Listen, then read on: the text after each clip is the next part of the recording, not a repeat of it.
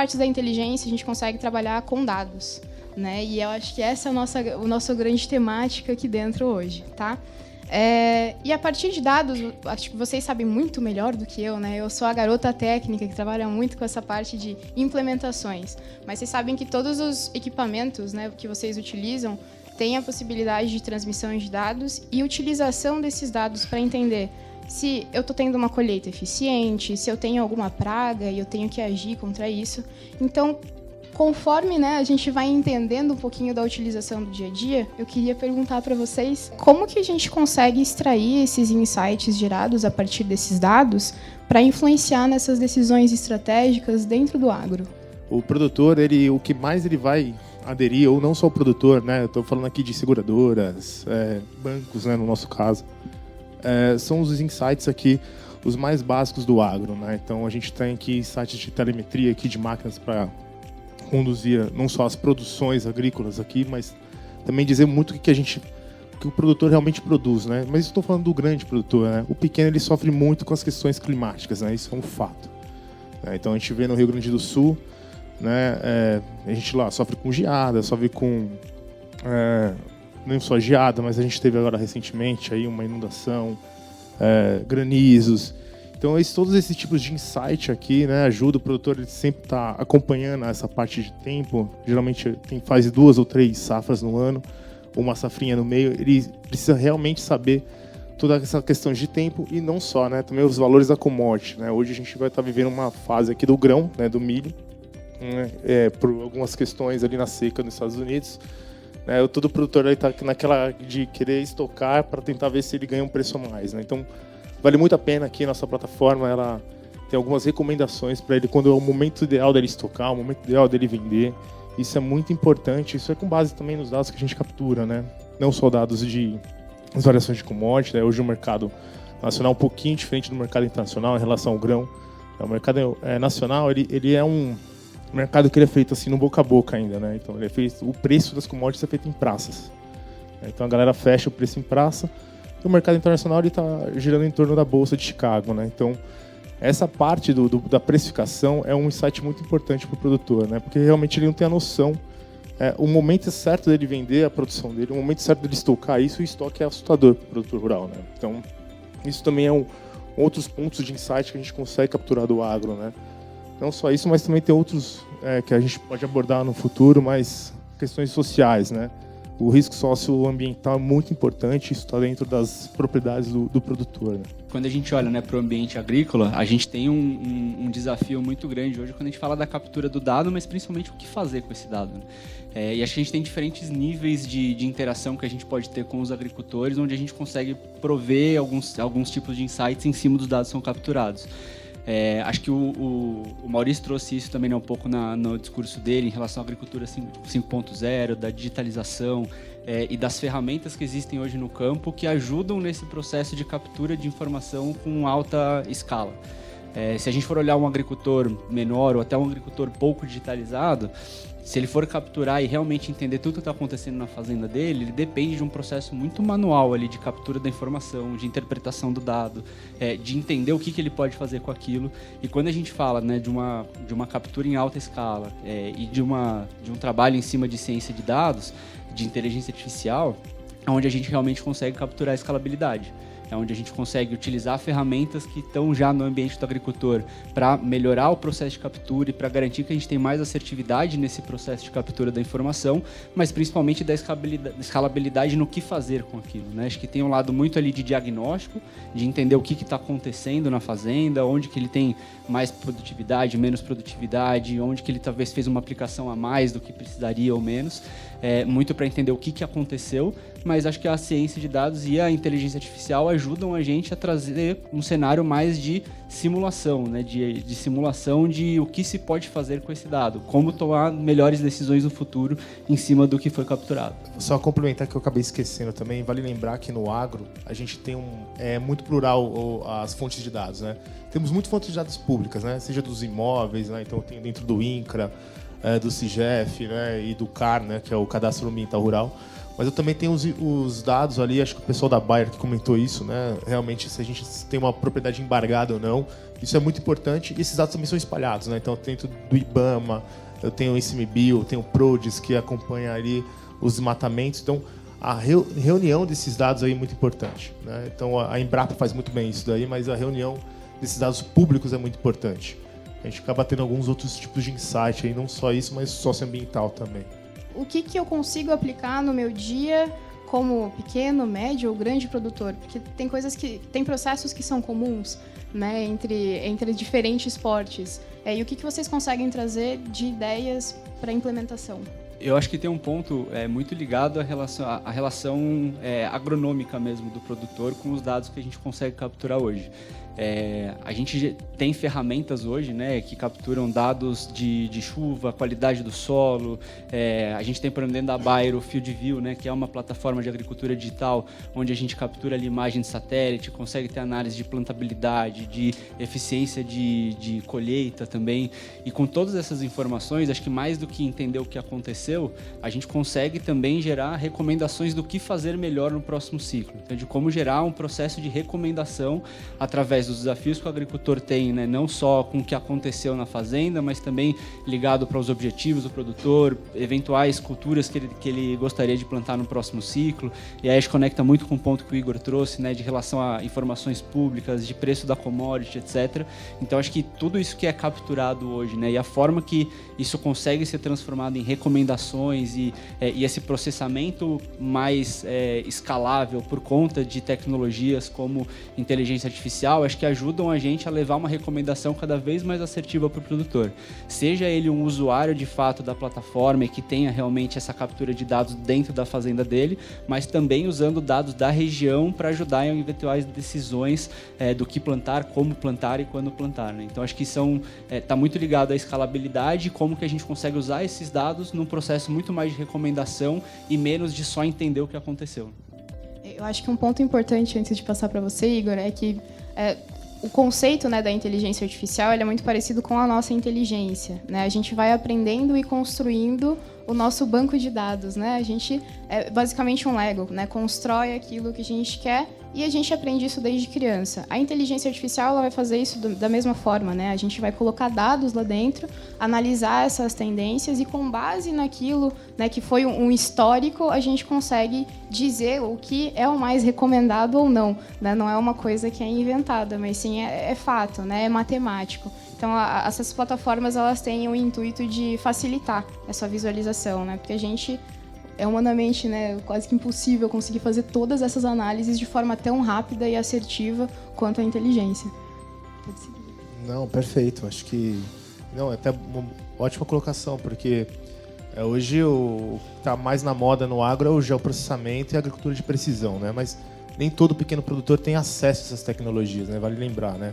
Nem tem acesso, nem alguns produtores têm acesso também à internet, do 5G, também ainda é um mistério, depende da região, né?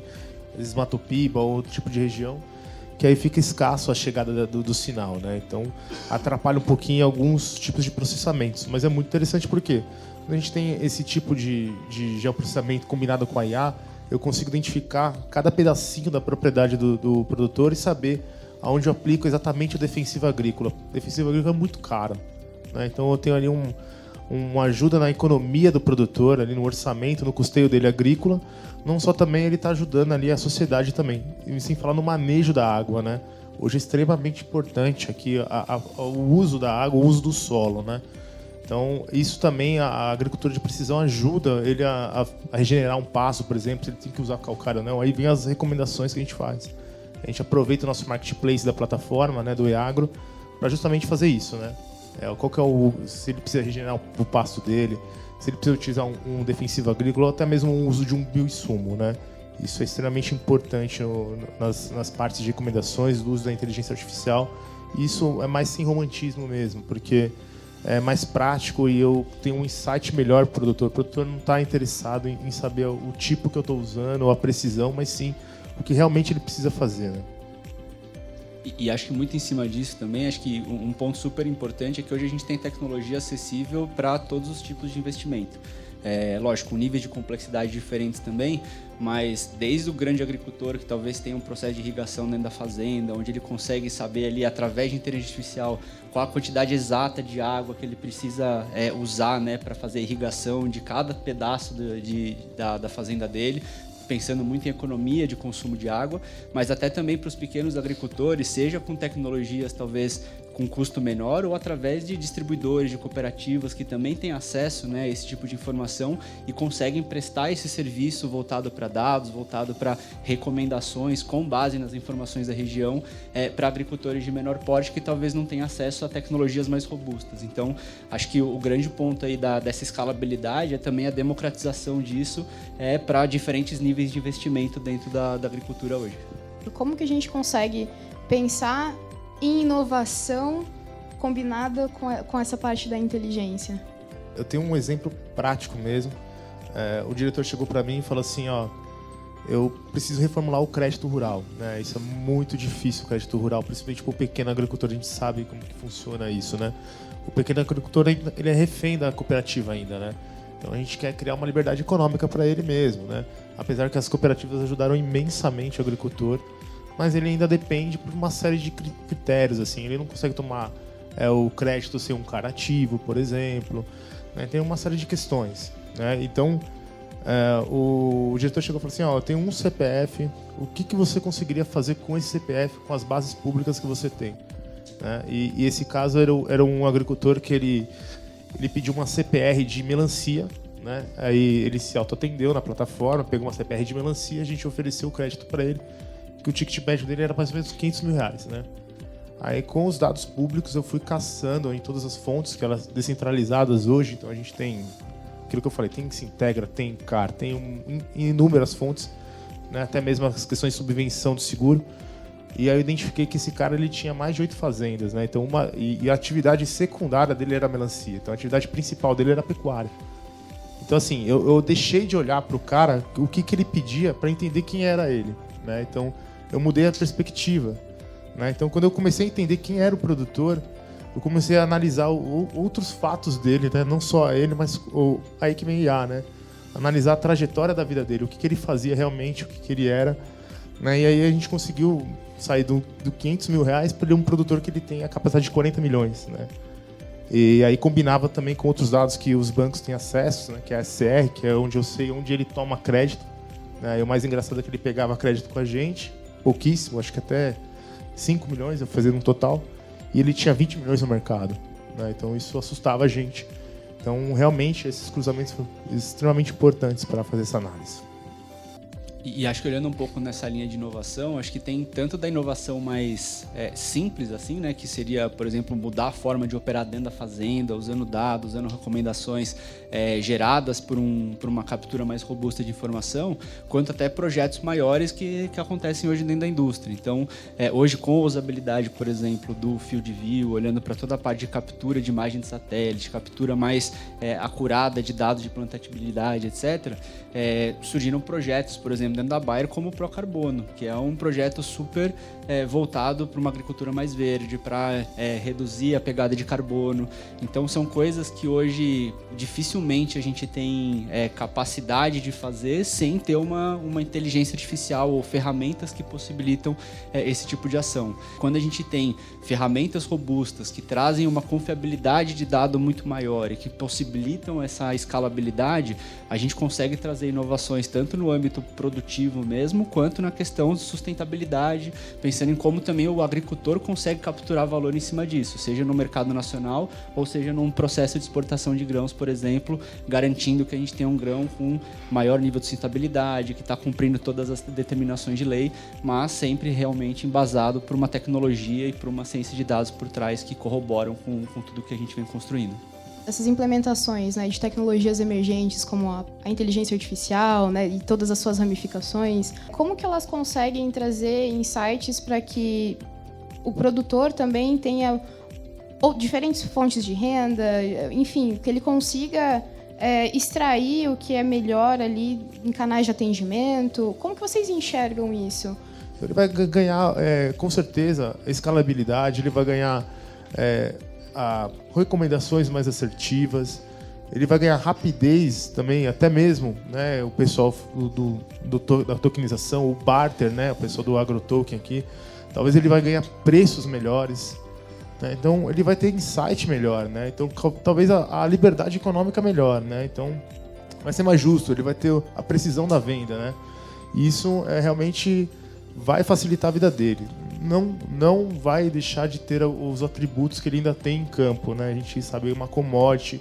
Isso depende do cara estar em campo, principalmente pecuarista, né, que aí depende da fiscalização do boi, pecuária intensiva, né? Extensiva esquece, acho que não vai existir mais. Esse acho que é o ponto que eu acredito que com todo esse conhecimento, o pessoal que faz a pecuária que é espalhada nos campos vai acabar adotando a melhor gestão porque o conhecimento está vindo agora, né?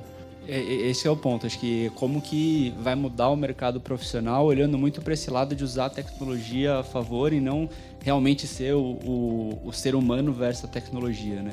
Eu acho que um dos grandes pontos que provavelmente a gente vai ter que olhar com muito cuidado para os próximos anos é com a expansão realmente da acessibilidade de ferramentas, de processo de tecnologia, é muito a capacitação realmente em cima disso, né? Acho que até uma analogia que o Michel trouxe, né, em relação à tecnologia de elevador e o restante vai de escada, acho que o processo de capacitação ele vai ser muito importante para a gente conseguir acompanhar tudo o que está acontecendo, né, no mercado como um todo, seja a indústria ou as empresas que prestam serviço ao agricultor para garantir que a gente está sempre levando a informação da melhor forma, sempre pensando realmente no incremento de produtividade, numa melhor gestão do agricultor como um todo, seja até do próprio agricultor que vai ter muito mais acesso e vai conseguir fazer muito mais coisas por conta e não depender tanto da indústria, né? Então a gente fala muito do papel do vendedor ser muito menos de vendedor e muito mais de consultor.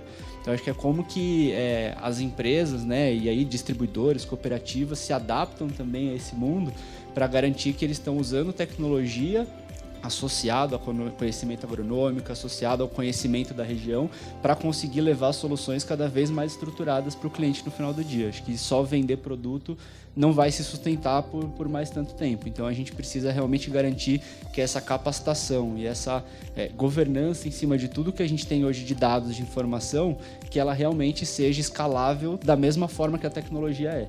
Acho que é difícil chegar, né, porque a tecnologia ela tem um desenvolvimento super rápido, mas acho que quanto mais os profissionais estão preparados para lidar com essas diferentes tecnologias e abertos à mudança, abertos a novas informações, acho que melhor vai ser tanto para a indústria quanto para o agricultor em si.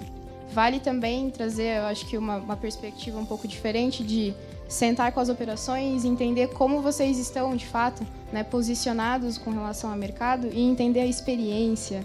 Né? No teu discurso eu entendi muito sobre experiência, não é só a compra. O teu produto pode ser o melhor, mas e a experiência? Como ela está sendo? Talvez utilizar ali a inteligência para isso consiga trazer essa percepção que a gente que está dentro da operação não consegue enxergar. Porque para a gente é tudo maravilhoso, né? A nossa casa não é a melhor, né? Então, talvez valha um olhar de fora também e utilizar esses recursos para gerar esse tipo de insight.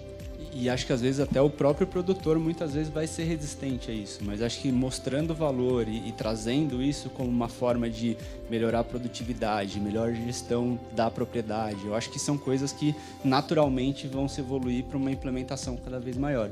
E tem uma frase que eu gosto bastante, não vou lembrar de quem é a frase, mas que é: nenhum ser humano é melhor que uma máquina, mas nenhuma máquina é melhor que o ser humano que uma máquina.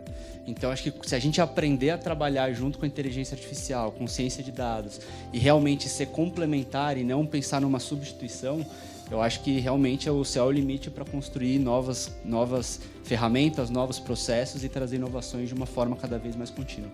Vale lembrar que a gente tem 66%, se eu não me engano, auditável de área preservada, né? Sendo que 20% deve dar correspondente mais ou menos 30% disso está dentro das propriedades dos produtores rurais, né? E é muito interessante a gente poder realmente transformar isso no ativo, se a gente tiver jurisprudência para isso. É muito legal porque isso corresponde em reais mais de 2 trilhões, né, que o produtor praticamente doa para o mercado. Isso é algo muito altruísta para quem não enxerga o agronegócio desse jeito, né? Então são áreas de APP que são permanências, que ele não pode sequer tirar uma árvore dali e ele vai sofrer sérias consequências. Uma delas é a desativação do CAR dele, onde ele jamais vai conseguir um outro crédito rural, né? Isso é muito legal, eu vi aqui um insight muito bacana. Eu vou deixar um outro também, que eu acho muito interessante, que a gente sofre, aí o produtor rural sofre com a questão do seguro. Tá? Então, não é só o produtor, né? A seguradora acaba deixando de fazer seguro, porque a gente sabe que isso, seguro rural é muito arriscado, por conta de você devastar uma propriedade, realmente o custeio agrícola dele é muito caro, acaba até fechando uma seguradora, né? Eu acho que essa parte de tokenização a gente podia pensar de uma forma... a gente tem o co-seguro, né? O que seria o co-seguro? Seria ele seria um parceiro, uma seguradora parceira da outra, né? A gente tem o resseguro, que seria a seguradora ressegurando outra, né? Então a seguradora contrata outro seguro. O co-seguro ele seria como se fosse um sócio, né? Eu acho que a gente poderia fazer uma espécie de um IPO, né? E deixa a provocação pessoal do token, a gente poderia até pensar nessa ideia. Um IPO que seria o seguinte: eu disponibilizo minha carteira de seguros do agro, e se alguma seguradora quiser fazer um match, a gente cria um smart contract disso e a gente vira sócio na operação. Ou seja, a gente ganha junto e metade do risco também seria junto. Isso seria muito legal para o produtor. Eu acho que é uma coisa que está precisando agora para o agro, fortalecer essas questões do seguro.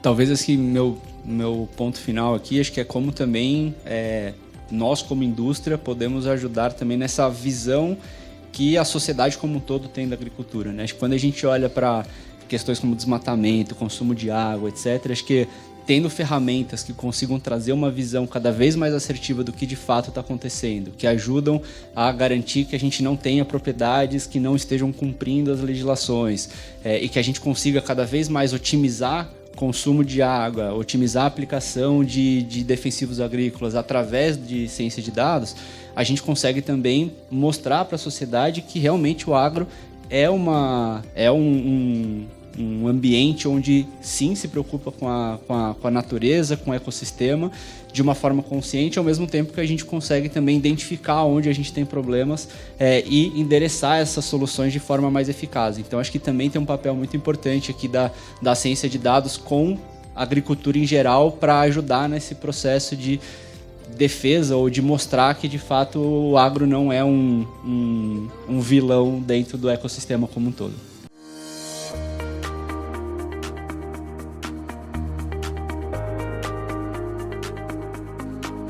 A gente tem diversas aplicações possíveis que a gente sabe que dá para fazer com blockchain, com tecnologias de tokenização, desde os produtos finais para os clientes, até os processos internos das empresas, burocracias, documentações que podem ser melhor estruturadas. Mas, dentre essa infinidade, né, dentre esse grande mar de possibilidades, queria ouvir de vocês que estão mais expertos nesse mercado, quais vocês veem como os mais recentes, ou mesmo como os mais valorosos, né? Quais são as aplicações mais valiosas que a gente pode aplicar, que a gente pode utilizar com as tecnologias de blockchain e tokenização? Precisa muito, o mercado como um todo, segurança nas garantias. Então, qualquer operação que a gente vai fazer, principalmente envolvendo o agro, seja um barter, seja realmente, por exemplo, como a gente faz na AgroToken, né, a crédito ou compra de insumos e outras coisas, como é que você tem a segurança de que a garantia existe? De que a garantia foi verificada e principalmente, e o segundo ponto também que eu acho que é importante, que aí o blockchain ajuda, é na questão de trazer a liquidez e a facilidade na movimentação. Porque hoje quem aqui trabalha, né, fazendo alguma operação com agro sabe o trabalho enorme que você tem no back-office. Né, de lidar toda papelada, de lidar com verificações, etc. Né? Então, acho que nisso, eu acho que a tecnologia e o blockchain podem ajudar muito. Existe aí um pré-conceito formado. Quando a gente fala sobre blockchain, a gente vai pensar em Bitcoin. E aí, automaticamente, a gente vai pensar em piramideiro. E, por fim, uma coisa ruim que não presta, então... Não sei o que é, né? Me explica um pouco da tecnologia, porque está todo mundo falando. Então o pessoal se coloca muito como não querendo ouvir sobre. Então o mantra que a gente costuma falar muito, criamos na Trust, é Bitcoin, é blockchain, mas blockchain não é Bitcoin. E é uma tecnologia fantástica que a gente consegue utilizar no dia a dia. Por exemplo, a IBM tem uma solução de supply chain onde todo o motor dela roda com blockchain, uma rede própria. Nós estamos ouvindo falar do Drex, que é o real digital, que vai acontecer com blockchain. Uma coisa que a gente consome quando se fala de tecnologia blockchain, falando de dinâmica, não da tecnologia em si, há muitos anos é quando a gente embarca no avião, porque lá tem diversos computadores. Abrindo um parênteses aqui, é humanamente impossível, falando de condições físicas, um piloto com a aeronave daquele tamanho conseguir manejar um leme com a força do braço. Isso é fato. Então, década de 40, 50, 60, usava motores hidráulicos, né? Que ele mexia o manche e lidava com a asa e por aí vai. Depois, na década de 70, começou a colocar motores elétricos para isso acontecer.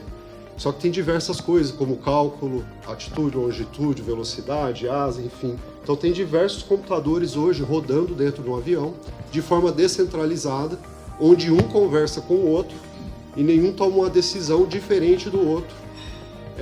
Por exemplo, eu quero ir para a direita e eu quero puxar o avião para cima. Ele tem um limite de que isso aconteça. Então os computadores, o que cuida para o lado, para cima e para baixo, eles se conversam. São computadores distribuídos dentro do avião, descentralizados, que conversam entre si para tomar decisões em conjunto para um propósito. E isso é uma tecnologia descentralizada. Então esse exemplo do que a gente consome no dia a dia é a mesma essência e dinâmica e arquitetura de blockchain, para facilitar. Então isso é muito importante para agora corroborar com o que o Jeff falou, da clareza, transparência, liquidez. Aí a sua pergunta foi no que a gente consegue aplicar, não é mesmo? Nós conseguimos aplicar em precatórios, em direito creditório, em antecipação de recebíveis, os títulos do agro, como a Agrotoken trabalha tão bem. A Trust, por exemplo, nós estruturamos e somos conhecidos como a primeira no mundo a estruturar um SA com ações digitais, ou seja, um SA tokenizada. Então, o que isso resolve? Transparência, liquidez, governança em tempo real, imutabilidade. E tudo aqui que a gente vai falar são ativos. O precatório, a CPR, o CRI, o CRA, a ação, é tudo ativo, é tudo dinheiro, é tudo produto financeiro. E juridicamente falando, quando você digitaliza um ativo, você traz segurança jurídica. Então eu gosto muito de falar de que a tokenização está na moda. Gosto de dizer, sabe, Jeff, que somos uma tokenizadora, mas o nosso principal produto não é token, é segurança jurídica. Porque no final das contas o que a gente precisa entregar é essa segurança, que até não tanto jurídica quanto tecnológica.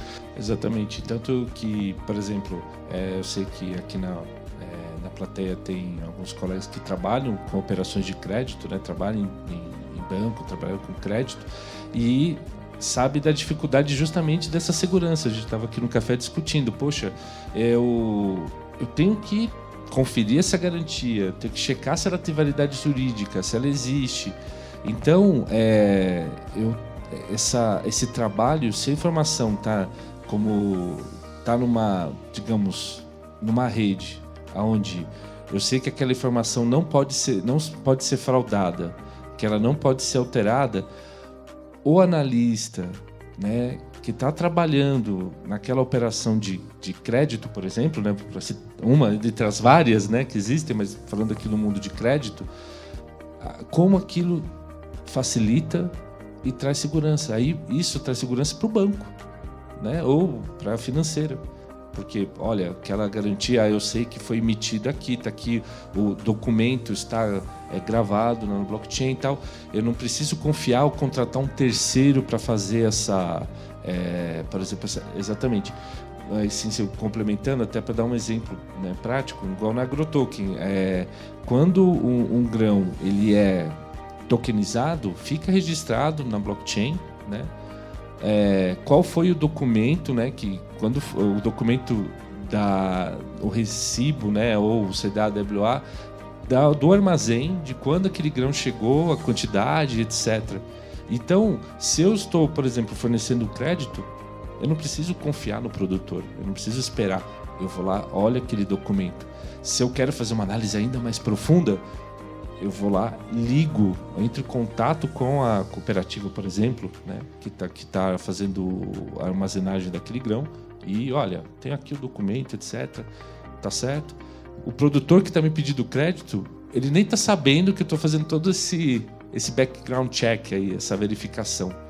E isso, eu acredito que agiliza, e no final todo mundo ganha, porque essa segurança, né, é uma coisa que custa muito dinheiro. Aqui no Brasil, especificamente, tem muitas dificuldades, regiões que mal têm acesso à internet, que mal têm acesso a essas tecnologias que a gente está comentando. Vocês conseguem ver soluções de como resolver esses desafios? O primeiro desafio que nós vemos é quando a gente fala de digitalização de qualquer coisa, de empresas, de processos, sempre tem o primeiro ponto, que é a questão cultural. Então, toda vez que alguém fala assim, eu gostaria de digitalizar minha empresa ou os meus processos, eu vou chamar o pessoal de TI. Geralmente pensa, não, chama o pessoal do RH. Vamos começar com a cultura da empresa. Até porque, falando de tecnologia, abrindo um parênteses aqui, mais de 84% hoje de problemas de segurança na tecnologia da informação não é por falta de dispositivos ou processos, mas é de falha humana, que deixa de utilizar. Então, aquela cultura, né? Então, fechando isso, o principal desafio é como a gente estrutura um token. Ele passa por 3 passos: estruturação financeira, jurídica e, por fim, a tecnológica, para depois você digitalizar aquele ativo. Quando começa por esse processo, um dos grandes gargalos hoje está no setor jurídico das companhias, porque eles, no geral, os profissionais, eles acham que não tem segurança nenhuma, que não tem lastro. Como diz um amigo meu, dinheiro, é moeda mágica agora? Né, liga o computador e emite uma série de moedas, e não é o caso. Porque quando você tem um token ali, por exemplo, do grão, tem uma série de documentação dando lastro para aquilo. Foi feito um processo de diligência antes. Então, o token não substitui os documentos, legislação e processo. Muito pelo contrário, ele exige mais. Mas o que ele facilita? Eu costumo usar a analogia do cheque e do Pix. Não é nem do TED com o Pix, é do cheque com o Pix. Se a gente falar aqui dos anos 80, 90, levava-se 3, 4 dias para compensar um cheque. Se fosse então de outra instituição bancária, até mais tempo. Outro problema que tinha, você pegava lá R$1.000 na conta, por exemplo, a conta de padeiro aqui, né, Jeff? Eu devia R$1.000 para 10 pessoas, o que eu faria? Um exemplo, só tenho 1.000 na conta de saldo, mas eu estou devendo 10.000. Solta 10 cheques na praça de R$1.000 para cada um. A gente costuma falar o último apaga a luz, né? Nesse caso é diferente. O primeiro desconta os 9 e o último apaga a luz. Por quê? Porque você não consegue ter essa governança em tempo real. Porque se todo mundo ligasse lá no banco, estou generalizando aqui, a gente sabe que não é assim o processo. Tem saldo? Tem. Pode vir aqui com o seu cheque. O primeiro que descontar, os últimos não. Quando você fala do Pix, eu costumo dizer o seguinte, você não faz 2 Pix do mesmo dinheiro. Não tem como. E quando você fala de digitalização de ativos, é a mesma coisa. Eu não consigo mandar um ativo para o Jeff e depois tentar vender o mesmo ativo para você. Isso é uma fraude. E como que se pega essa fraude? Quando você olha nesse registro que é blockchain, que é um cartório público, você consegue ver a conciliação ali, como que ele está vendendo 10 unidades se o saldo é 0. Ou como que o Michel está me oferecendo 10 unidades se o saldo é 3. Então você tem ali toda a conciliação daquilo. Mas o maior gargalo é o pessoal hoje, quando eu digo assim, vamos digitalizar a companhia, o processo ativo, vamos começar pelo jurídico. E começar principalmente fazendo uma introdução para ele do que é. Se esperar um legal opinion dele de lá para cá, ele vai dizer que não dá ou que não pode.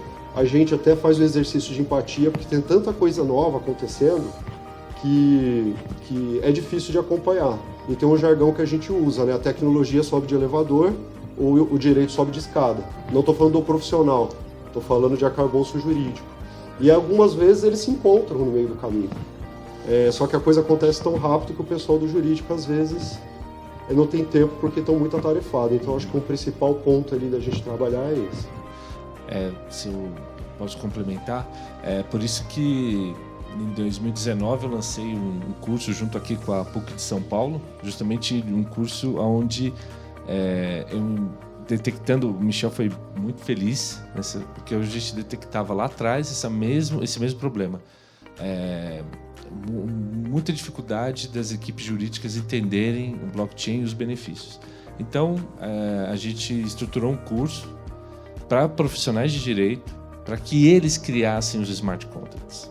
Então, a gente eu tive até a felicidade de dar aula para 2 juízes, né, além de advogados, juízes, procuradores, etc., porque eles estavam querendo entender isso, porque realmente é uma coisa que muda um pouco, né? O Michel foi muito feliz, assim, muda um pouco a cultura, a forma de você ver. E aí, quando eles entendiam que, pelo contrário, aquilo trazia mais segurança e aquilo não era nada contrário à governança, pelo contrário, ele trazia mais segurança para a governança, os advogados eles viravam o quê? Eles viravam apoiadores do uso de blockchain, apoiadores da tokenização, né? Então isso assim, o Michel foi muito feliz. E outro ponto que o Michel tocou também que eu queria trazer é que, explicando um pouco dessa tecnologia, imagina o seguinte, que o blockchain é um grande... Bom, talvez aqui tem pessoas que já trabalharam na área financeira, vai lembrar do famoso livro Caixa, que é aquela coisa básica de contabilidade. Quando o Satoshi foi lá atrás e foi criar o Bitcoin, ele falou, cara, eu preciso fazer um registro seguro dessas operações que não pudesse ser fraudado, enfim, uma série de desafios. Então, ele criou o livro Caixa, a Ledger, né, em inglês, mais segura que existe. Então, como o Michel falou, quando você está utilizando o blockchain, você faz uma operação tokenizada, não existe ajuste contábil. Não existe aquele balanço com aquela marretada, né? Que você fala, pô, mas peraí, isso aqui não está batendo. Não.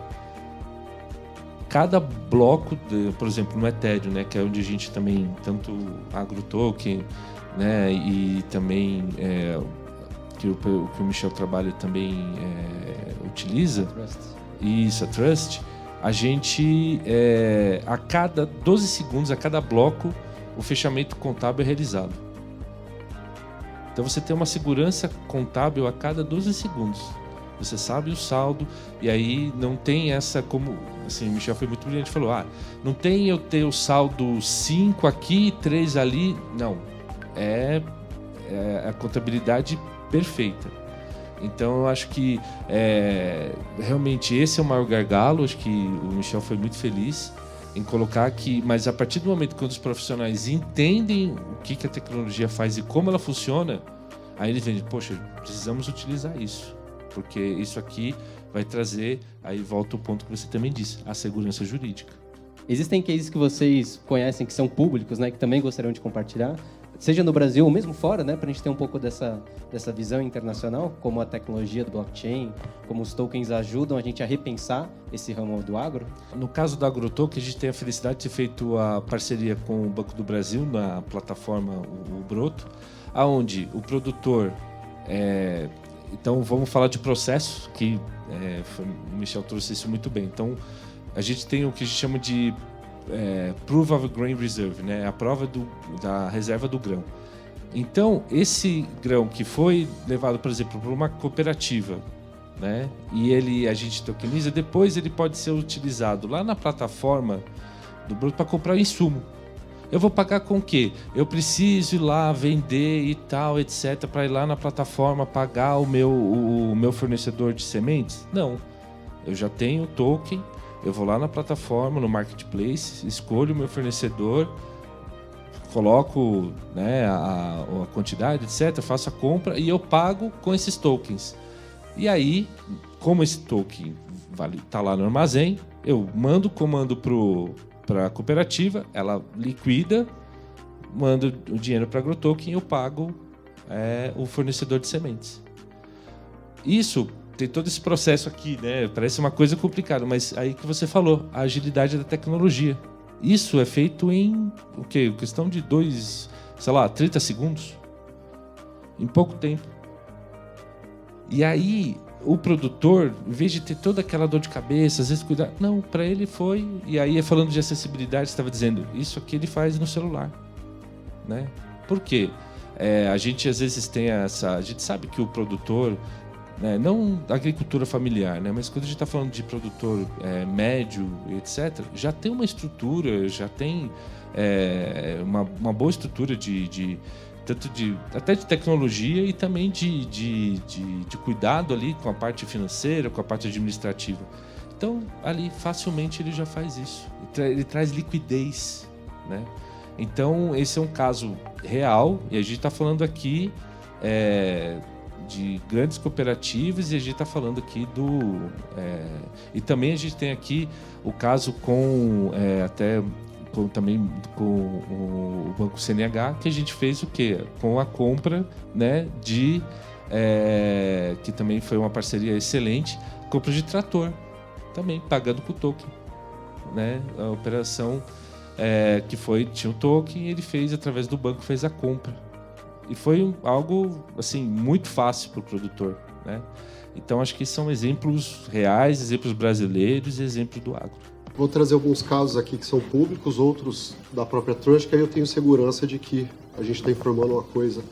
Existe uma cooperativa de grãos em Minas Gerais, no caso de café, onde a gente é sabido, né, que na cultura, quando o pessoal produz, eles negociam muito com o grão, né? Ontem à noite estava conversando com o pessoal, eu morei numa cidade de Medianeira, onde o pessoal negocia casa com soja que ainda nem plantou, literalmente falando. E aí eles fazem o quê? Tudo à base da confiança. A quem que está plantando? É o João da Silva, a família Silva, poxa, legal. E ele entrega a casa hoje para pegar sacas de soja daqui 6 meses. E para ele é até melhor do que dinheiro, porque ele sabe como, ele conhece um pouco do mercado e fala, poxa, vou pegar 1,2 da casa ali. Eles fizeram dessa cooperativa uma espécie de banco, onde você transaciona insumo, terra, sementes, grãos, trator, equipamentos, tudo com sacas ali de café. E o interessante aí é a liquidez de tudo isso. Por trás da cooperativa tem um banco onde gera toda essa liquidez. Só que para facilitar essa governança, esse compliance, essas transações, eles resolveram fazer o Pix do café. Como? Tokenizando o café, a produção. E o tokenizar nada mais é que títulos eletrônicos de um ativo real. Então isso é legal da gente conversar, acho que eu devo fazer esse disclaimer. Hoje a gente está ouvindo muito falar de regulação no mercado e fala muito de criptoativos. As leis dos criptoativos, a regulação do criptoativo. Gostaria de chamar a atenção de vocês para uma coisa muito boa. Criptoativo é uma coisa, criptomoeda é outra. Então eles estão chamando tudo de criptoativo. E é uma coisa que é um frisson, não estou dizendo que ninguém está fazendo fake news ou de propósito, mas tecnicamente tem muita diferença. Criptomoeda é moeda criptografada, por isso que tem esse nome, criptografada com tecnologia blockchain. Todo mundo já viu no WhatsApp, né? Conversa criptografada de ponta a ponta. Tem N tecnologias que podem fazer isso, blockchain é uma delas. Quando a gente fala de criptoativo, são ativos do mundo real digitalizados. E aí começa a ficar interessante, porque a gente está falando de alta liquidez, baixa volatilidade, regulação e garantias jurídicas e segurança jurídica. Aplicação prática, então, essa cooperativa. Uma outra, CPR verde. Agora é uma coisa bacana, porque é aquele ponto compulsório da preservação ambiental. Sabemos que os produtores, o agronegócio, são dos maiores guardiões e protetores do meio ambiente.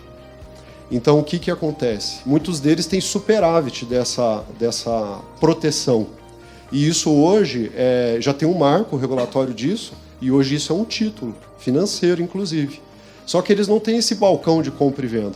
Então, olha só que interessante.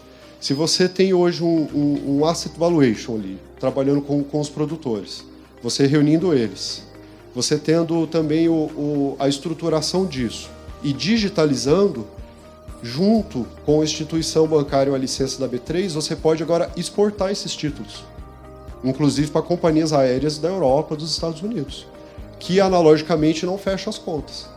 Digitalmente fecha e é um ativo financeiro, de fato, regulado, que agora você consegue exportar.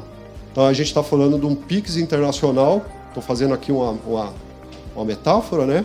Mas seria um PIX internacional de um título verde, um ativo ambiental.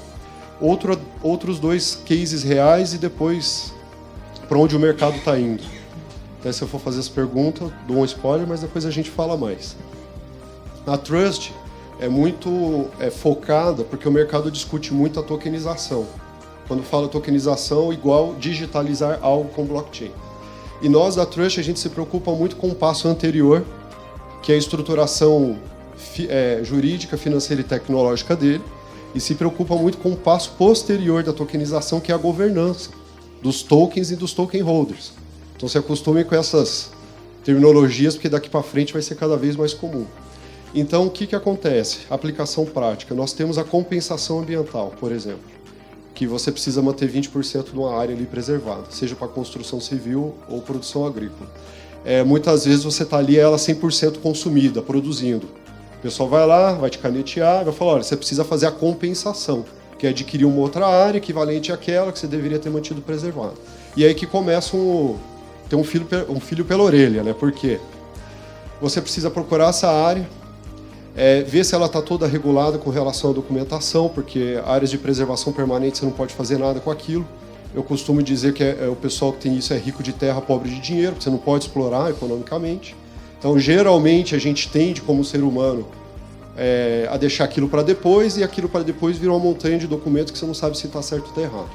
Então, depois que você passa por esse processo de ver se a área está toda ok, aí você vai até a Secretaria de Meio Ambiente, porque a lei é federal, a manutenção da lei é estadual municipal. E você vai até lá para ver se, olha, essa área aqui eu preciso compensar, ela é passível de ser certificada? Sim. Você volta, adquire a área, vai no meio ambiente, faz a certificação dela, depois você inicia o processo administrativo de compensação ambiental. Esse de você procurar uma área até você compensar, que é a averbação disso, matrícula do imóvel, demora de 2 anos e meio a 3 anos no tempo médio. O Porto de Antonina, o novo, Paraná, o conhecido como o maior escoamento de soja do Brasil, é tudo por lá. O Porto de Antonina levou 5 anos para operar, por conta desse problema de compensação. Aplicação real. Nós estruturamos juridicamente e depois digitalizamos uma área que já estava pronta como para ser consumida como compensação ambiental, e esse processo que leva 3 anos a gente derrubou para 5 minutos.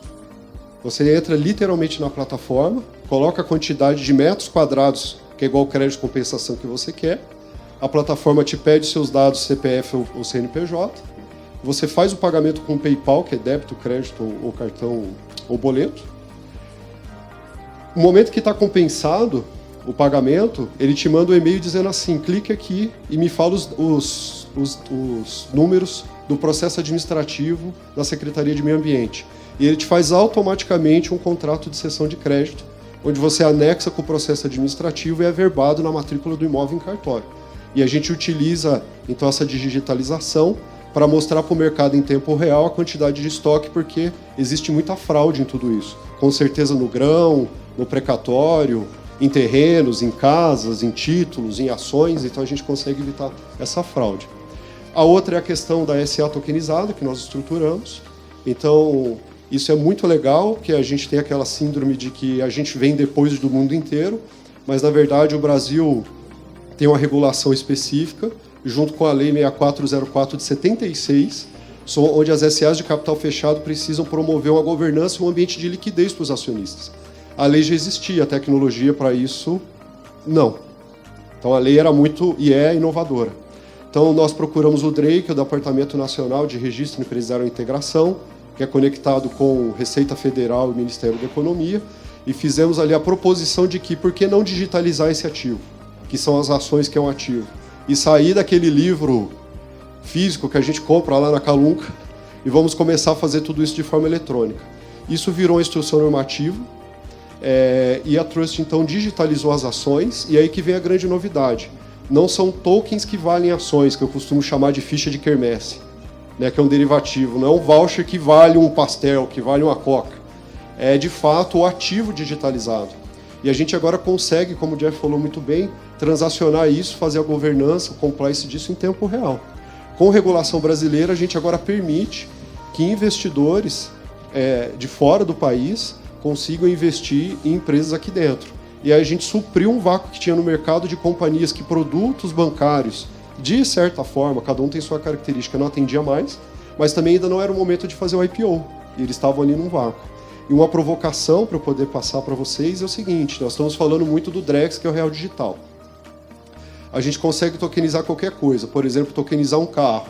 Aí na fantasia do pessoal é o seguinte, como que eu pego um carro via blockchain ele vira token? O carro em si não. Mas juridicamente falando, o direito de propriedade não é o carro, é o recibo. Então a gente consegue digitalizar ou tokenizar esse recibo. Nós temos, agora abrindo um parênteses aqui, nós temos algo no mercado financeiro de capitais chamado entrega contra pagamento. Ou delivery versus payment, que é aquela história assim, sei lá, o Jeff tem um software ali, uma licença de software, é um infoproduto. E eu estou com o Pix. Eu não conheço o Jeff, ele não me conhece. No Apoc ou no Chui. Bem drástico aqui o exemplo. Quem que dá o primeiro passo? Eu que mando o Pix para o Jeff, sabendo que não tem estorno, ou ele que me manda aquele infoproduto que é a licença de software ou a música, e ele sem ter a garantia de que eu posso mandar o Pix. Então isso é resolvido no mercado hoje, não digitalmente, mas eletronicamente, a entrega contra pagamento, que geralmente é o que acontece, por exemplo, com o M&A. Sempre tem um advogado no meio do caminho, que é um papel importante, que depois que está feita toda a documentação, ele está lá de posse e fala assim que o dinheiro compensar na conta, eu entrego. Ou seja, ele está fazendo ali a arbitragem da coisa. A entrega contra pagamento com ativos digitais a gente faz de forma automática, instantânea. No momento que eu passei o recibo do carro para ele digitalizado, tokenizado, o dinheiro vem para mim. E eu não consigo reter o documento e ele também não consegue reter o dinheiro. É automaticamente mesmo. É uma troca instantânea e simultânea. Aí agora vem as provocações. Se a gente consegue, então, digitalizar o dinheiro, que vai acontecer, e digitalizar o carro, que agora vocês já entenderam que é tokenizar um carro, o que será que vai acontecer com cartórios, quando se fala de assinatura de reconhecimento de firma de recibo, e o que vai acontecer com o despachante? Duas perguntas, o que eu costumo dizer, Jeff, até para te passar a palavra, é o seguinte, é uma provocação. Será que os filhos de donos de cartório e filhos, não só contra cartório, filhos de dono de despachante, vão herdar esses negócios? Eu acho que não. Não estou torcendo contra, mas eu acho que não. Acho que aí traz um ponto, acho que para a gente voltar aqui, porque a gente está falando do agro. Então, por exemplo, quando eu estou emitindo uma CPR, que hoje é algo que eu faço no cartório, pelo jeito tradicional, né? Eu acho que o que vai acontecer? Eu preciso, esse registro não precisa mais ficar naquele arquivo, até mesmo eu aprendi muito, eu falo que nesse curso da PUC eu tive muita alegria porque eu aprendi muito com os meus alunos, né? E eu tive eu tive turmas diferentes, tive a felicidade de dar aula para 2 tabeliães. Então pude aprender com eles como que é, por que existe, qual que é o espírito ali, né, desse serviço. E ali eu acho que a gente, com o tempo, a coisa se desvirtuou um pouco. Por quê? No fundo, o cartório atual virou um grande arquivo, um grande depósito. Você vai lá porque está arquivado lá de uma forma, entre aspas, segura, organizada. Mas com todo esse processo, né, que o Michel trouxe muito bem, eu não preciso mais... Realmente, esse arquivo eu não preciso. Agora, tem algumas situações, principalmente quando eu estou falando de coisas que nesse processo de tokenização, às vezes eu preciso de um terceiro para dar fé. Quando você vai autenticar ou alguma coisa, o que está lá escrito naquele papelzinho que ninguém lê, mas ali o registrador ou o tabelião ele assina. Ele está dando fé. A sociedade, legalmente falando, é a sociedade que deu poderes a ele, que acredita naquela pessoa. Então eu acho que vai ter situação, poxa, mas esse carro existe? Aquela terra lá existe mesmo, etc. Porque o blockchain não sabe por padrão. Vai lá alguém que faz o papel e registra e dá fé naquilo. Então esse papel, que eu acho que eu acredito que vai continuar existindo, é importante, vai ser útil, né? Que era o papel inicial dos escrivãos, era ele que escrevia aquilo, ele registrava aquilo. O que eu chego para o futuro é que ele vai fazer isso em blockchain. Ele vai lá e digitalmente vai assinar e aí as partes vai dar essa garantia para que eu, aqui desse lado, saiba que aquele carro existe, porque ele foi registrado e teve uma pessoa ali que deu fé. Então, eu vejo respondendo a sua provocação. Mas, e falando, acho que de futuro, eu dizendo aqui para o mundo, trazendo para o mundo agro, né? Eu acredito que com o Drex, né, que esse projeto do Banco Central, onde o Banco Central, aí acho que muito feliz o Roberto Campos Neto, vendo que o mundo lá fora, o mundo financeiro está movendo para o que a gente chama de DeFi, Decentralized Finance, já vendo algo 10 anos para frente. Ele já começou esse processo aqui no Brasil. E aí ele falou, poxa, por que a gente não cria uma rede blockchain, essa rede descentralizada aqui, onde eu tenho esse... Lembra do livro Caixa? Eu tenho esse livro Caixa de registros compartilhados por os membros da rede. Eu não crio entre as instituições financeiras brasileiras. Por que eu não crio, faço um blockchain entre as instituições financeiras? Né? Isso já está se tornando realidade. Tanto que você já deve ter visto aí que, por exemplo, alguns bancos já fizeram algumas transações. E qual que vai ser a grande ajuda que isso vai trazer ao mercado, né? E também isso vai impactar positivamente no agro. Esse delivery versus payment que o Michel explicou muito bem, eu vou poder fazer usando o real. Por quê? Na ideia do Drex, o Banco Central vai emitir a moeda como token. Vai ser real, não vai ser o real tokenizado. Não, é real. Aquilo tem o mesmo valor da moeda que a gente tem em papel.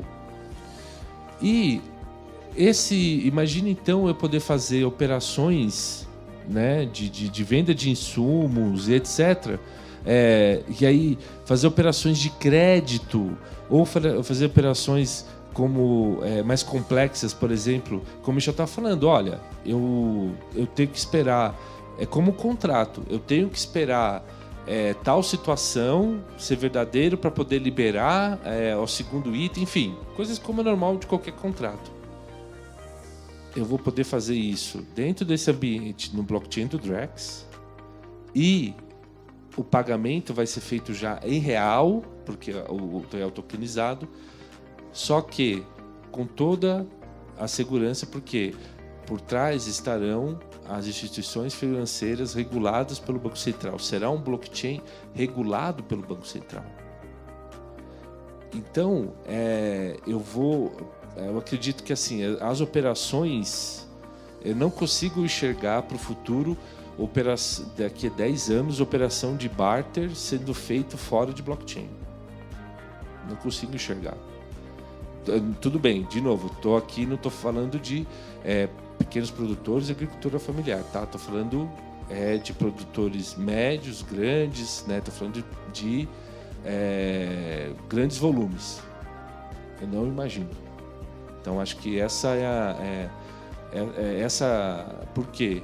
Toda essa tecnologia vai trazer segurança para quem financia, vai trazer economia no back-office para quem vende e vai trazer agilidade e menos burocracia para quem compra. Então, vai ser esse ciclo todo aqui com esses elementos que o Michel, não preciso falar de novo, porque o Michel já explicou muito bem. Muito bom. O Jeff tem uma pergunta, né? E será que com a automação de tudo isso, a digitalização, os pequenos produtores familiares, se estiverem num guarda-chuva vamos falar numa dinâmica de cooperativa, com a digitalização também não poderia fazer o barter? Pode. A questão toda viabilizaria a pergunta, né? Não se pode. Eu fiz a pergunta errada. Eu acho que viabilizaria, né? Economicamente falando. A tecnologia, em termos de custo, é muito baixa. Então, mas a questão aí entra o ponto cultural que você falou. Então, é diferente do produtor que vai lá, por exemplo, ele gosta de ir lá pessoalmente, lá na mesa da cooperativa para conversar, para querer discutir o preço, a operação, né? Ele quer receber a visita do pessoal da revenda. Também tem a questão de ir lá, gosta de ir lá na agência do Banco do Brasil, ir lá bater um papo, tomar um café com o gerente. Então, a tecnologia existe e é acessível a todos. A questão é cultura. tem que ver o que o produtor vai no final escolher. Ou preparar o caminho para os filhos deles que vão ver esses negócios. Exato, mas eu acho que eu vejo assim, por isso que, de novo, eu vejo hoje o blockchain muito, como você falou, o momento foi muito interessante, em ondas. Eu acho que nesse primeiro momento vai para aquele produtor que já é, digamos assim, já está mais no nível mais profissional da gestão, já está um volume maior. Então acho que esse que serão os primeiros a adotar e enxergar o valor, né? Existe algo no direito chamado princípio de anterioridade. Eu não sou advogado. Então, o que nós fizemos com a aplicação prática? Para te passar o microfone para a próxima pergunta. Nós depositamos a nossa marca no INPI, mas antes existe um processo, um período para que isso aconteça. E tudo que a gente vê quando fala digitalmente é 0 e 1. Na prática é isso, né? Essa imagem aqui é tudo 0 e 1. Então nós convertemos então o nosso logotipo em 0 e 1 e fizemos um registro de em blockchain, porque lá agora a gente tem registrado data e hora e o que está registrado, enquanto não saísse ou enquanto não saía o deferimento do INPI. Por quê? Porque se alguém tentar usar a marca, nós conseguimos pegar esse registro em blockchain que é imutável, esse cartório imutável, e juntar num processo e usar o princípio de anterioridade e conseguimos comprovar que aquilo já era nosso. Então é uma aplicação prática e nos custou 3 centavos de dólar.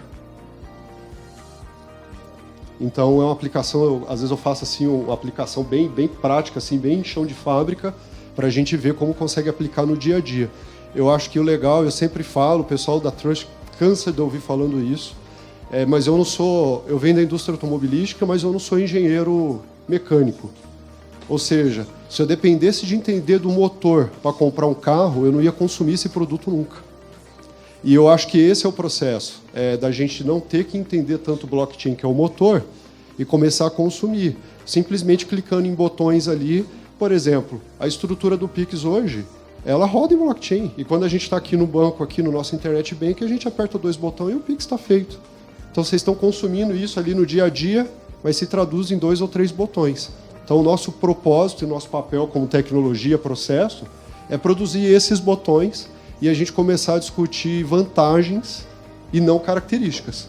Se a gente começar a discutir características, até o pessoal de TI tem dificuldade de entender.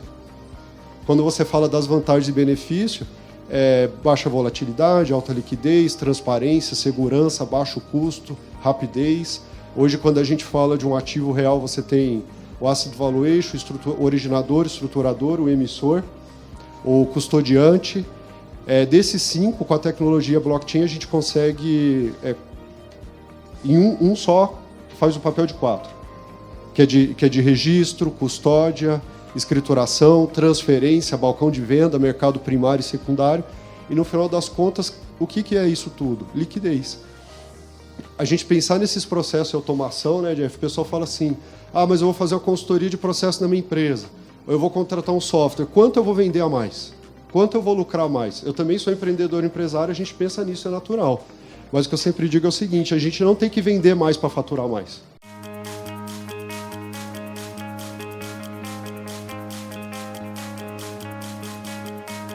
Queria começar abrindo aqui a mesa para a gente discutir um pouquinho, né, quais são esses desafios que a gente tem hoje de eficiência hídrica e energética no setor do agro, né, e de como fazer isso de forma sustentável também. Pessoal, vou falar mais da parte energética, né? Eu trabalho na New Holland, né? A gente faz fabricação de máquinas agrícolas. A parte hídrica não é muito a minha especialidade, a gente não tem produto, mas falando um pouco da parte energética, depois eu vou detalhar um pouquinho mais alguns projetos que a gente vem fazendo internamente. É um tema que a gente trabalha bastante, né? Hoje a gente é líder mundial em energia limpa e eu acho que o grande desafio do agricultor hoje aqui no Brasil, Isabel, eu vejo como 3 pilares, né? O primeiro é a infraestrutura, né? A gente fala muito de grande, nós temos pequenos, médios e grandes produtores, né? O grande produtor, ele tem capital, ele tem recurso, é mais fácil, né? Quando a gente vem para o médio e pequeno produtor, né, qualquer tipo de infraestrutura que você faça na parte energética aí de montar um ecossistema, né, de energia sustentável em qualquer fazenda hoje é um investimento grande, né? é um investimento alto ali, se a gente está falando de um biodigestor para gerar um biogás, para ele gerar a própria energia dentro da própria fazenda, é um investimento alto. Então, acho que a parte de infraestrutura, no meu ponto de vista, é o primeiro pilar ali, né, ainda é um desafio grande. O segundo, eu vejo o financiamento, né? Também eu vejo que tem uma necessidade muito específica aqui de financiamento para esse tipo de investimento, né? A gente tem vários financiamentos aí dos bancos públicos e bancos privados, mas especificamente linhas de financiamento subsidiadas para o pequeno produtor, para o médio produtor, para fazer o investimento na toda a parte de energia. Eu vejo que tem ainda um desafio grande no Brasil, ainda tem muito para a gente evoluir aqui. E o terceiro eu vejo como, né, a parte da política pública, de incentivos governamentais, de criar uma lei mais clara, né, uma lei mais de longo prazo, que não fique mudando muito para que o produtor não monte algo e depois tenha que vem uma lei e ele tenha que se adaptar. Então, eu vejo esses os três pilares: infraestrutura, financiamento e uma política pública clara com relação à energia sustentáveis, né, como funciona. Olhando um pouquinho sobre o âmbito de eficiência hídrica, né, então, a gente sabe que o mercado de irrigação, o mercado de sistemas de irrigação hoje vem crescendo de forma muito forte, 6%, 7%, 8% ao ano. A gente tem uma perspectiva de que cresça isso. É um mercado que gira em torno na casa de 3 bilhões de reais ao ano, então é um mercado que vem crescendo muito, muito forte. A gente vê também que ele é impulsionado principalmente aí, como foi falado, né? Acho que tem uma perspectiva do aumento do consumo de alimentos e com isso também você vê a demanda, né, de consumo de alimentos impulsionado pelo aumento da demografia, da densidade demográfica, né? Aí você vê também, impulsionado por isso, a escassez de alguns recursos hídricos também que a gente vê, né? Então, por exemplo, você vê a taxação de água sendo um ponto importante, né? A gente vê que a questão da eficiência hídrica vem, em função disso, fazendo com que novos sistemas de irrigação possam ser criados, né? Buscando praticamente a produtividade, aumento de produtividade no setor. Então, a gente vê isso, né, como um dos desafios. E aí, como que você alia esse aumento de produtividade, né, do setor da irrigação também, com o uso racional de água? Então, um dos principais desafios que a gente vê é o desenvolvimento de novas tecnologias, tendo como base essa eficiência hídrica, mas também elétrica, porque, querendo ou não, no final das contas, né, um dos custos maiores da irrigação acaba sendo o custo de energia elétrica. Então, a gente vê que na indústria de irrigação, a gente vê que esse desafio é buscar o desenvolvimento de tecnologias que tenham maior eficiência hídrica, mas que também tenham esse consumo menor de energia elétrica. Quando a Isabel fala em relação a desafios, né, para a produtividade, a gente tem um desafio muito claro dentro da parte de eficiência hídrica, que é o próprio acesso à água. Então, quando você tem que canalizar toda essa água do berço, né, do rio, enfim, para dentro da plantação ou dentro da porteira, só aí tem vazamentos, tem uma série de outras coisas que complicam a produtividade. Então, tem uma pesquisa recente da Embrapa que revela que, além dos vazamentos, as mudanças climáticas também, como o Igor citou antes no painel, geada, estiagem, entre outras coisas, hoje são responsáveis pela alteração do preço da safra, em torno de 25% a 35%. Então, se a gente pegar as adequações, essas alterações recentes que tem tido nos preços das culturas, isso muito está ligado à água, né? Seja a alteração climática, que necessita de um controle maior, ou seja, da própria falta de gestão dentro do campo, né? Então, aqui fica para a gente sempre o desafio, como indústrias, né, provenientes desses insumos de irrigação, de como que a gente consegue ser mais assertivo, né? Então, quando a gente puxa, né, para o nosso lado aqui, em relação à produtividade, como que a gente consegue ser mais eficiente na solução para prover essa eficiência hídrica dentro do campo. Uma vez que a outorga de água, ou a água em si não é paga, mas a energia é. E se não é feito um bom controle, o gasto é elevado, né? quais tendências, tecnologias, alternativas mesmo que vocês têm visto, né, e que estão surgindo e que são acessíveis para mitigar, né, esse tipo de desafio mesmo que a gente vê hoje no campo. Falando um pouco aqui da New Holland, né, a gente é líder mundial em energia limpa, já é um tema que a gente trabalha há mais de 15 anos. Né, a gente começou há vários anos trabalhando com o primeiro trator movido a biodiesel, depois a gente lançou um trator movido a hidrogênio, que não viraram comercial, mas que a gente já tem a tecnologia. Lançamos um trator autônomo, ele é 100% autônomo, pessoal, ele trabalha diretamente sem a necessidade de um operador. A legislação ainda não permite que a gente trabalhe, né? A legislação mundial, brasileira, não permite que a gente trabalhe com um trator autônomo, principalmente aqui no Brasil, mas é algo que a gente já vem trabalhando há algum tempo. E até que a gente chegou no trator movido a biometano, que é um trator comercialmente, que a gente lançou em 2019.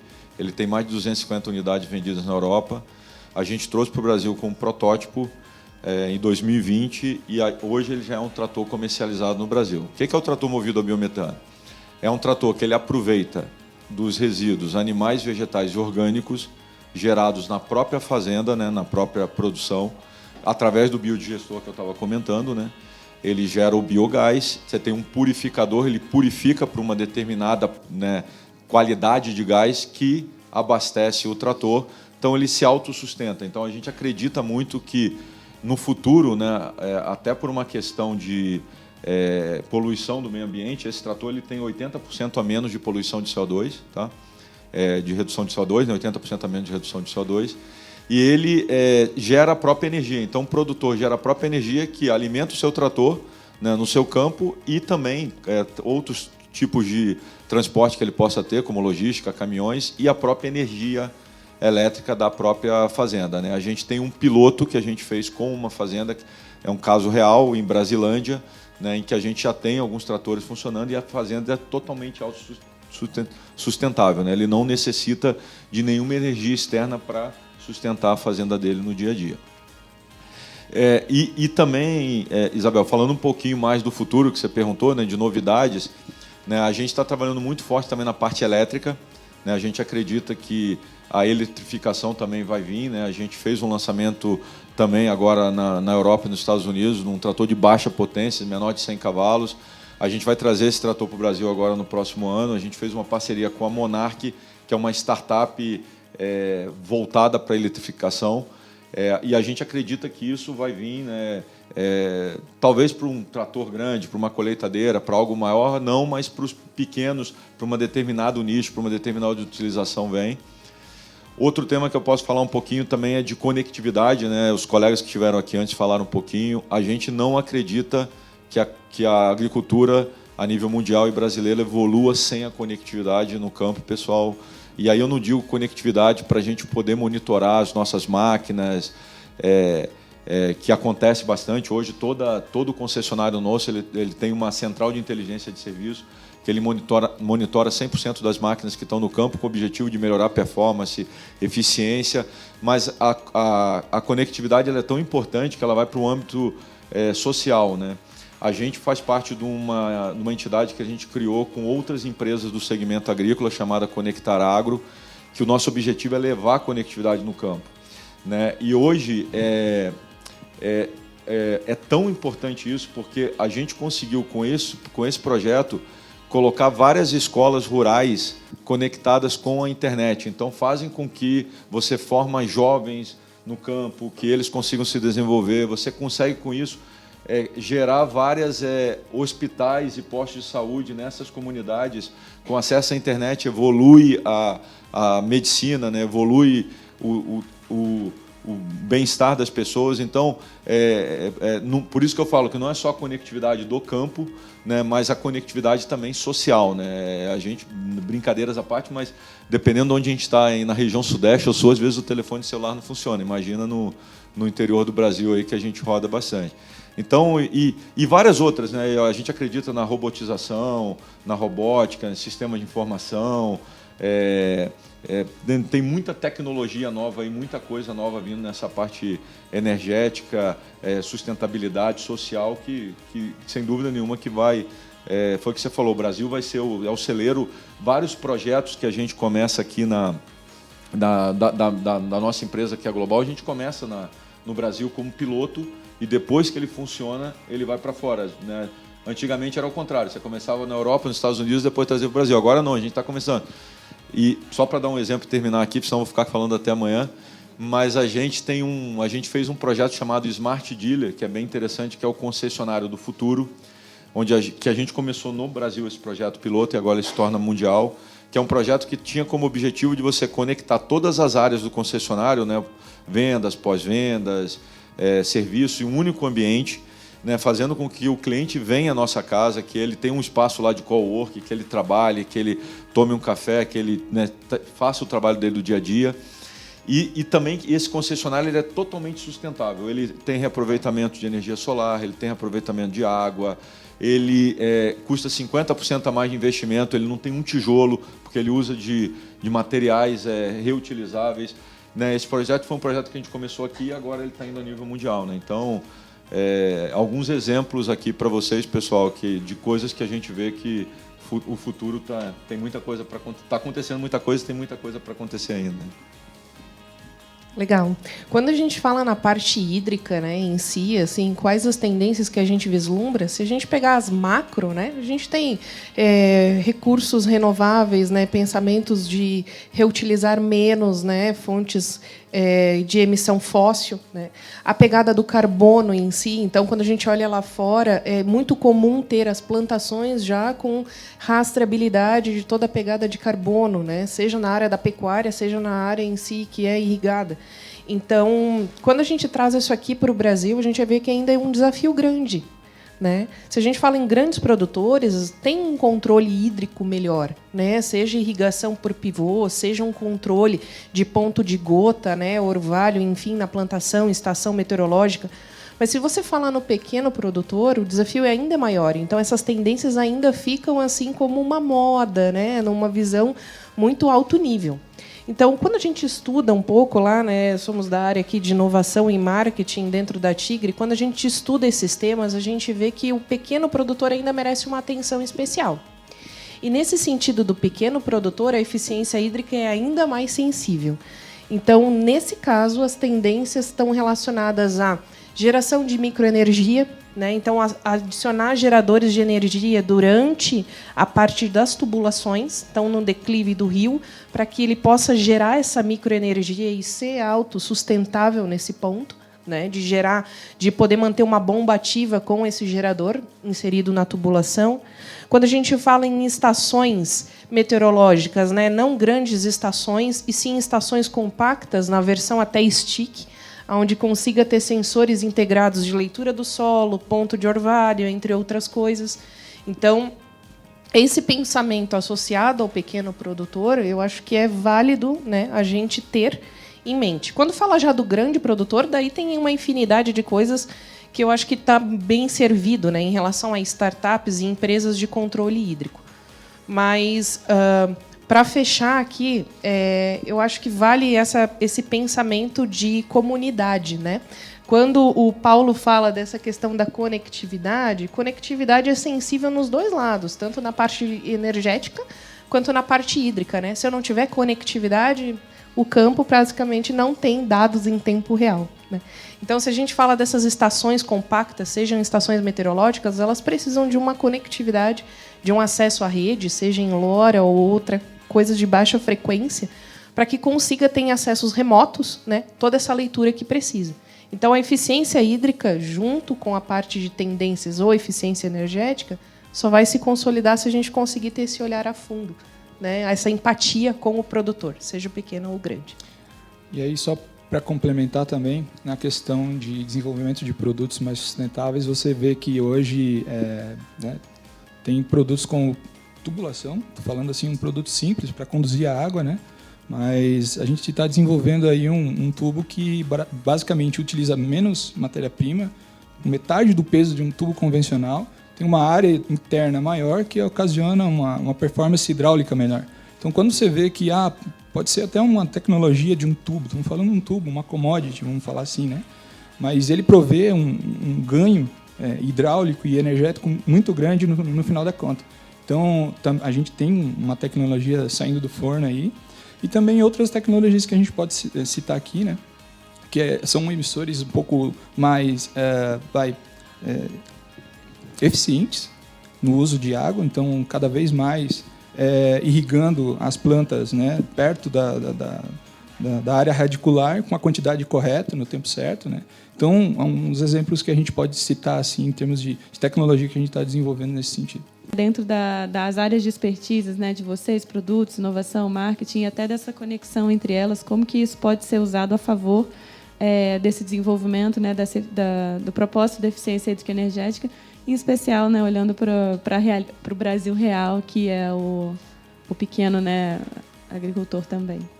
A gente tem várias ações. Por exemplo, um dos pilares nosso a gente foca no marketing como é tempo de mulher, porque hoje 25% das fazendas brasileiras são administradas por mulheres, né? A gente já vem trabalhando nisso desde 2017, antes do assunto virar mais popular, vamos falar assim. Hoje, mais de 50% do time interno da New Holland é formado por mulheres. Mais de 20% dos colaboradores que trabalham na planta, na mão de obra mesmo, são formados por mulheres. Então, a gente acredita bastante que isso ajuda no desenvolvimento da agricultura, principalmente no pequeno, né? A maioria está muito focada em pequenos produtores. Os jovens e sucessão também é um tema muito importante que a gente foca, né? Os colegas comentaram aqui nos outros painéis, né? Antigamente, uma cidade pequena, o pai ganhava um pouquinho mais de dinheiro, o filho ia estudar na capital e queria ficar na capital, São Paulo, Rio.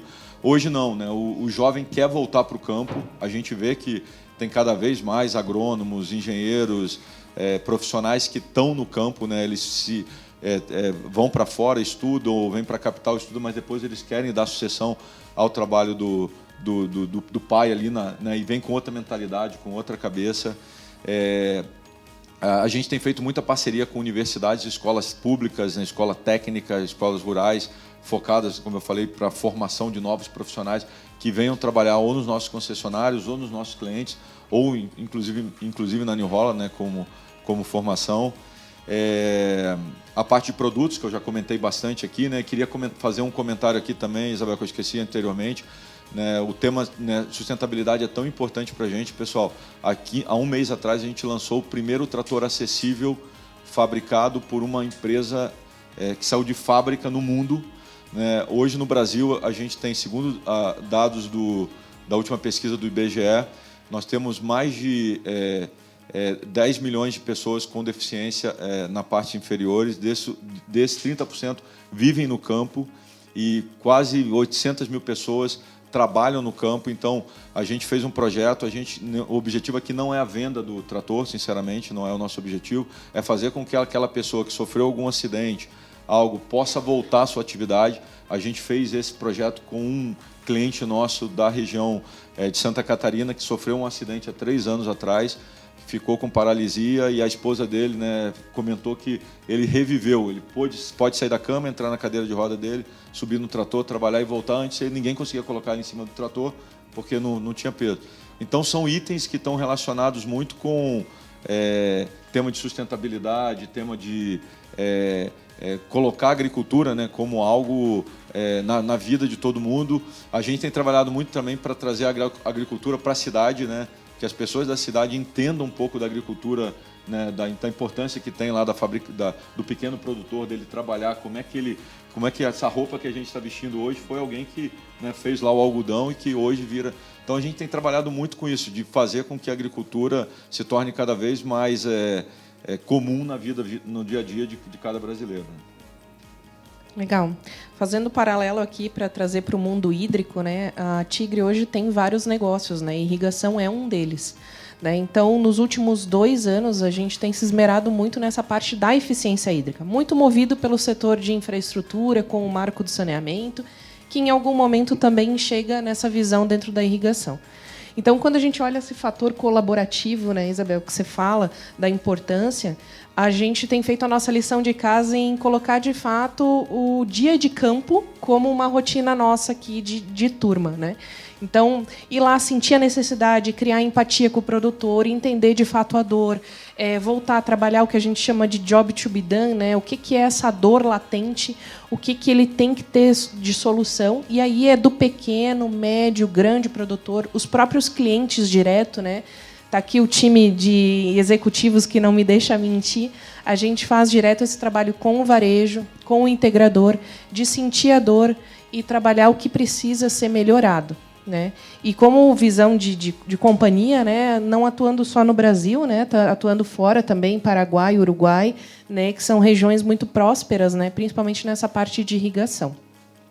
E por que eu toco nesse ponto, né, da colaboração? Porque eu acho que não basta a empresa fazer o seu trabalho de casa, né? Eu acho que a gente tem que criar um senso de comunidade, né? Veja quantas empresas grandes estão aqui, né? Yara, Bayer, New Holland, John Deere, né? Tigre.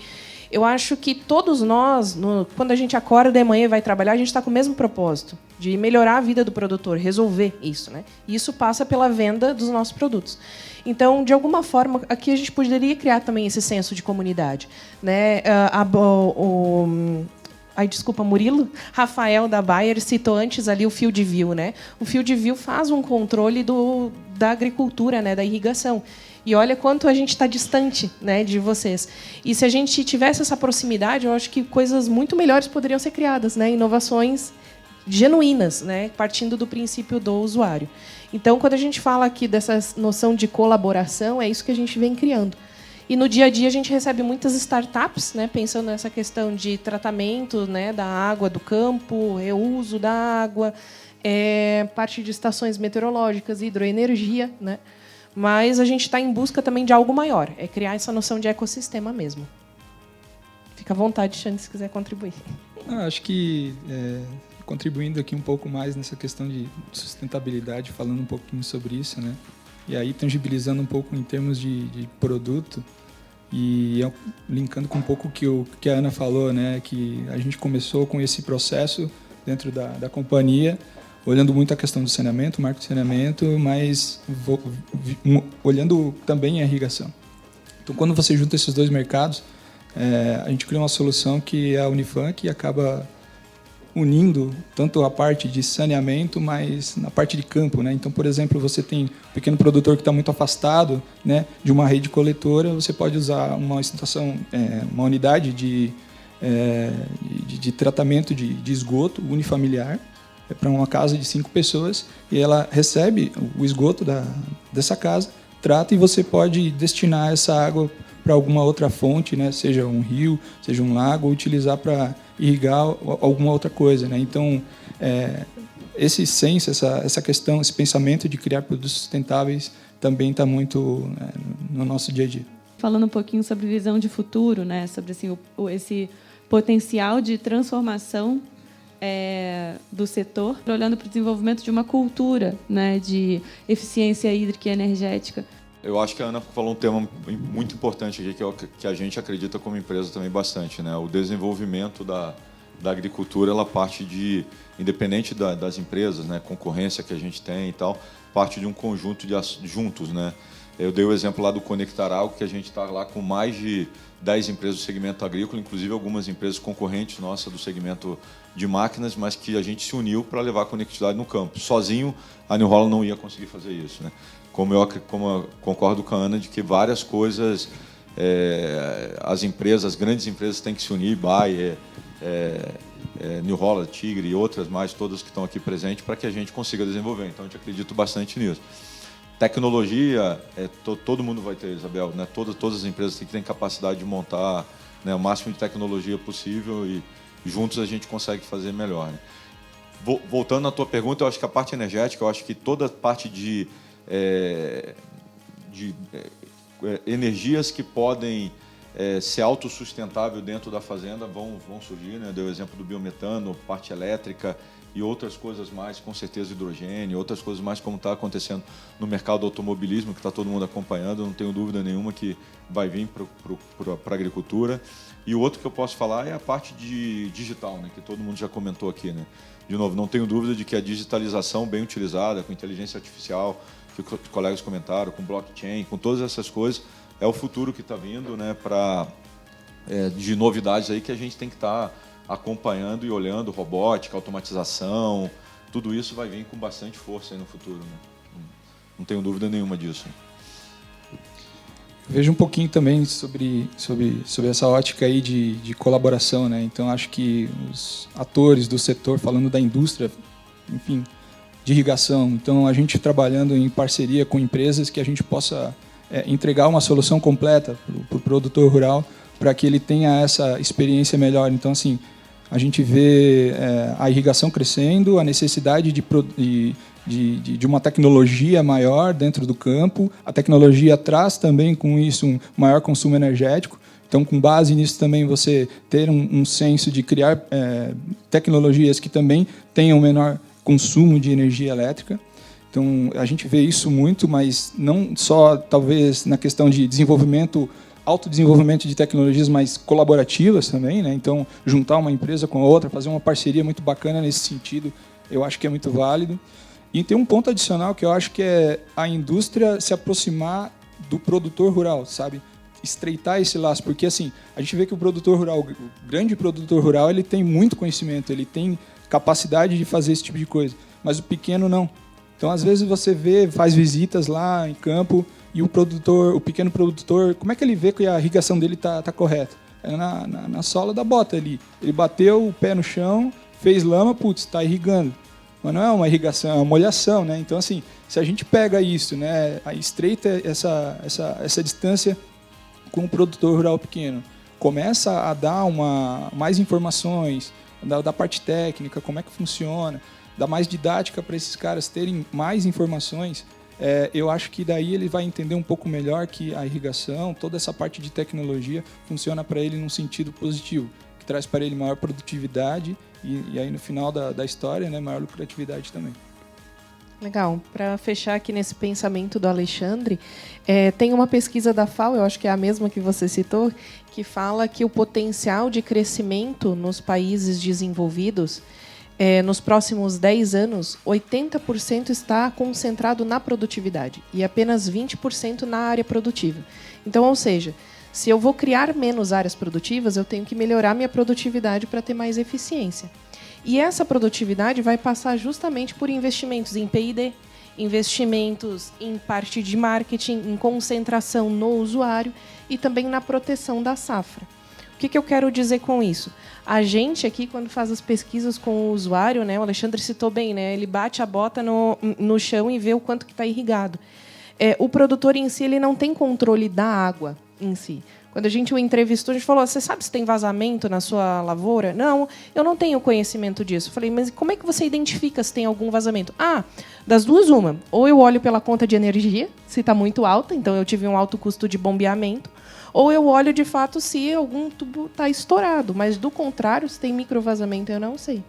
Então, quando a gente fala em cultura associada à sustentabilidade e produtividade, eu acho que falta essa noção, assim, é levar esse dado para o campo dessa importância, né, desse controle fino, desse cuidado no dia a dia, né, dessa medida em tempo real, e tornar isso tudo muito acessível. Porque, do contrário, a gente não vai conseguir ter uma cultura com a mentalidade esperada para a eficiência hídrica, sabe? Acho que a gente ainda vai estar muito distante disso. Então, para fechar o tema, acho que a mensagem é essa, assim, é associar a produtividade com a sustentabilidade e, se possível, adicionando circularidade, né? A gente conseguir promover reuso, né? Como soluções como a Unifam, como tubos de PAD, né? Que conseguem trazer mais controle da eficiência hídrica mesmo.